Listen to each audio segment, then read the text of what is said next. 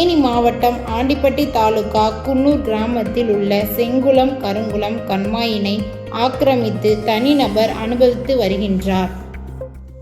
இந்த ஆக்கிரமிப்பினை அகற்றக்கோரி இதுவரை 3 முறை மாவட்ட ஆட்சியர் அலுவலகத்தில் மனு கொடுத்தும் எவ்வித நடவடிக்கைகளும் எடுக்கவில்லை.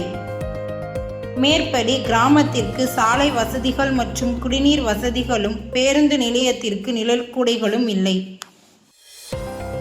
எவ்வித அடிப்படை வசதிகளும் கிடைப்பதில்லை.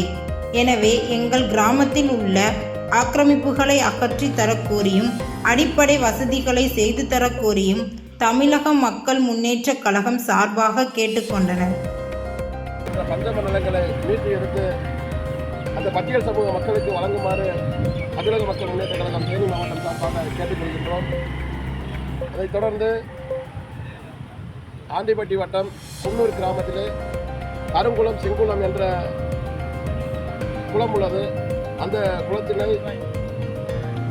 ஆதிக்க சாதியினரும் ஆதிக்க அரசியல்வாதிகளும் ஆக்கிரமிப்பு செய்து அந்த பகுதியில் இருக்கின்ற நீர்நிலைகளை தண்ணீர் எதுவும் செல்ல விடாமல் அந்த பகுதியில் ஆக்கிரமிப்பு செய்கிறார்கள். எனவே அதனை மாவட்ட நிர்வாகமானது ஆக்கிரமிப்பை அகற்றி அந்த குன்னூர் பகுதி விவசாய மக்களுக்கு அந்த விவசாயத்திற்கு தண்ணீர் வழங்குமாறு இதன் மூலம் தெரிவித்துக் கொள்கின்றோம்.